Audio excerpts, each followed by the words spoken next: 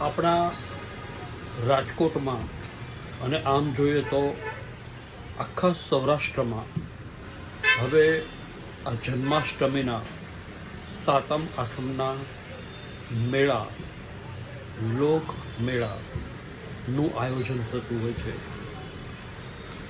શોખીન છે રાજકોટ અને સૌરાષ્ટ્રની પ્રજા મેળામાં જવાનો આગ્રહ હંમેશા રાખે છે. મેળામાં જાઓ, હરો કરો, પરંતુ મેળામાં કંઈ પણ ખાદ્ય સામગ્રી ખાવી એ હેલ્થ માટે ખતરનાક નીવડી શકે છે. અમુક લોકો એવું કરે છે કે આપણે કંઈ બનાવેલી રસોઈ હોય ત્યાં એવું નથી ખાવું, પરંતુ આઈસ્ક્રીમ તો ખાઈએ. એવરેજ લોકો આઈસ્ક્રીમ ખાવાનું પસંદ કરતા હોય છે. એ એવું વિચારે છે કે ચાલો કમસે કમ આ અમૂલ, હેવમોર જેવી બ્રાન્ડેડ કંપનીના આઈસ્ક્રીમ છે, વાડીલાલના આઈસ્ક્રીમ છે, તો એ તો સારા જ હશે, એમાં શું પ્રોબ્લેમ હોય. પણ ના, એવું બિલકુલ ન માનતા. હવે ત્યાં લોકો જે આઈસ્ક્રીમ ખાય છે ક્યારેય એની એક્સપાયર ડેટ જોતા જ નથી. પરિણામે આજે મોટી મોટી કંપનીઓ છે એ આખા દેશમાં જે એક્સપાયર્ડ આઈસ્ક્રીમ હોય, નિયર બાય એક્સપાયર્ડ હોય એવો પણ મેળામાં વેચે છે.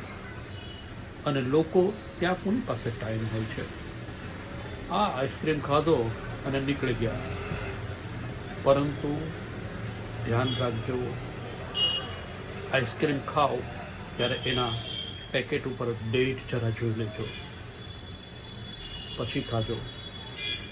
બીજી વસ્તુ આ પણ બને છે કે જે MRP છે એનાથી વધારે રેટ મેળામાં લેતા હોય છે. તો એની તો તમે ત્યાં કસ્ટમર કેર હોય, તમે સીધી ફરિયાદ કરી શકો. કોઈક ડિપાર્ટમેન્ટ ત્યાં ઊભું કરેલું હોય છે કે આવું કાંઈ પણ ખોટું થાય તો તમે ત્યાં ફરિયાદ નોંધાવી શકો છો. પણ લોકો એવું ક્યાં જોવે છે? 10 રૂપિયાની ચોક બારના તમે 20 રૂપિયા પણ આપો છો. હોશે તમને ખ્યાલ પણ છે કે આ ગામમાં 10 જ રૂપિયાની ચોક બાર છે અને એના આ લોકો 20 રૂપિયા લે છે. તમે કાંઈ પણ કહેશો તો કહેશો તમારે ખાવું હોય તો ખાવું ભાઈ, અહીંયા આ ભાવ છે. એક દાદાગીરી કરે લોકો, કારણ કે લોકો કોઈ જાતના એક્શન લેતા નથી, એટલે આવું ચાલવાનું છે. હવે તમે એક બીજી વસ્તુની નોંધ લેજો, કોઈ પણ ફરસાણ તમે કોઈ પણ બ્રાન્ડેડ કંપનીના પણ લેશો ફરસાણ, તો એની પર એ લોકો લખે છે પામ ઓઇલ, મોટા અક્ષરે લખેલું હોય. કારણ કે સરકારે તો છૂટ આપી દીધી છે, વેચો પામ ઓઇલમાં વેચો, પણ લખો પામ ઓઇલમાં બનેલું છે આ ફરસાણ.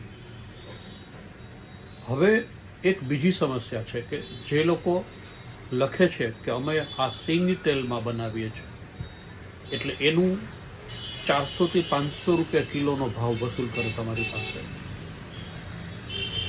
તમે કલ્પના કરો, સિંગ તેલમાં સરકારે 33% તો છૂટ આપેલી છે ભેળસેળ કરવાની, ઓપન છૂટ છે. એટલે એવું ભેળસેળવાળું તેલ આ સિંગ તેલવાળા ભાઈ પાસે આવે અને એમાં 50% એ પોતાનું પામ ઓઇલ તેલ એમાં એડ કરે છે. અને પછી તમને એવું કહેવામાં આવે છે કે મેં આ સિંગ તેલમાં બનેલું ફરસાણ છે, એટલે એના 500-600 રૂપિયા કિલોના થશે. લોકો હોશે ખાય એવું માનીને કે આ સિંગ તેલમાં બનેલું છે. બિલકુલ ખોટી વાત છે. સિંગ તેલમાં હોતું જ નથી. ત્યાં સુધી કે હવે એવા પ્રકારના પરફ્યુમ, એવા એસન્સ, એવું બધું આવે છે, એને 1-2 ડ્રોપ નાખો ને તો પણ એ સિંગ તેલ જેવું જ લાગે. છેતરપિંડીની હદ વટી ગઈ. હવે તમે કોઈ પણ જગ્યાએ મેજોરિટી હોટલમાં પંજાબી ખાવ છો, પનીરવાળી સબ્જી હંમેશા મોંઘી હોય, કારણ કે પનીર મોંઘું છે. હવે હોટલવાળા પોતાનો પ્રોફિટ વધારવા માટે શું કરે છે? ડુપ્લિકેટ બનાવતી જે છે એ કંપનીઓનો માલ પોતે ખરીદે છે. હવે આવી પનીરની તો ફેક્ટરીઓ રાજકોટમાં પણ પકડાણી છે. સૌરાષ્ટ્રમાં ઘણી જગ્યાએ છે જે આવા ડુપ્લિકેટ પનીર બનાવે છે. હવે એ જે બનાવે છે એનું કોઈક તો લેનાર છે, એટલે આ બધી જ હોટલોવાળા ભાગ્યે જ 1% 2% જેવી કોઈ સારી હોટલને પોતાને કાંઈક નામની પડી હોય એવા લોકો કદાચ ઓરિજિનલ અમૂલનું પનીર વાપરતા હોય તો, બાકી બધે જ ડુપ્લિકેટ છે. અચ્છા, તમે ક્યારેય એવું પણ ન માનતા કે કોઈ ધાર્મિક સંસ્થા છે અને એ પોતાના રેસ્ટોરન્ટ ચલાવે છે, હોટલ ચલાવે છે, અને તમે એમ માનો છો કે આ તો સંસ્થાનું છે, ભાઈ સારું જ હોય. ઉદાહરણ તરીકે પ્રેમવતી રેસ્ટોરન્ટ એ સ્વામિનારાયણ સંસ્થાનું છે. ગુરુકુળમાં પણ આવું ચાલે છે, એ પણ સ્વામિનારાયણ સંસ્થાનું જ કહેવાય. પણ તમને એમાં પણ વાસી ખોરાક મળે છે. હમણાં જ વાસી થેપલાનું પ્રકરણ તો બહાર આવેલું છે. તમે જે મીઠાઈ ત્યાંથી મળે ને, તમે પ્રસાદ તમે લખાવો 251 રૂપિયા, એટલે તમને એક પ્રસાદનું પેકેટ આપે. આ પ્રસાદનું પેકેટ પણ એક્સપાયર ડેટ હોય છે. ધ્યાન રાખજો ખાતા પહેલાં. પ્રસાદ છે એટલે સારું જ હોય એમ માની લેવાની કોઈ જરૂર નથી. તમારે દરેક જગ્યાએ તમે ફૂડની કોઈ પણ આઈટમ લ્યો ને ત્યારે તમે ચેક ચોક્કસપણે કરજો. એક એની ડેટ ખાસ જોજો, આ એક્સપાયર્ડ નથી ને. તાજેતરમાં અમને ડીમાર્ટના છાશ અને દહીંમાં પણ આવો ખરાબ અનુભવ થયેલો છે કે એમાં કંઈક વિચિત્ર વાસ આવે તમને, એટલે આપણે એ લેવાનું જ બંધ કરી દીધું. ન જોઈએ ત્યાંથી દૂધ, દહીં, છાશ નહીં લેવાનું. ડીમાર્ટનો ખાસ કરીને આવો અનુભવ થયેલો અમને, એટલે એ મારો પ્રત્યક્ષ અનુભવ તમને અહીંયા રજૂ કરેલો છે. બાકી વાત આવી વારંવાર હોટલોમાંથી ઘરે આપણે પાર્સલ મગાવીને ખાઈએ છીએ, એ પણ બરાબર નથી. એ પણ બિલકુલ બરાબર નથી, કારણ કે ભેળસેળ દરેક જગ્યાએ ચાલી રહી છે. તમે ડિલિવરીનો ચાર્જ આપો છો, તેમ છતાં તમને એ પડતર આઈટમ પધરાવે છે. ત્યાં ક્યાં તમે જોવા જવાના છો? માણસ આવે તરત એને આપી દે છે ગમે તેમ કરીને, કારણ કે તમને ટાઈમે પહોંચાડવાનું છે એવો હોટલનો નિયમ છે.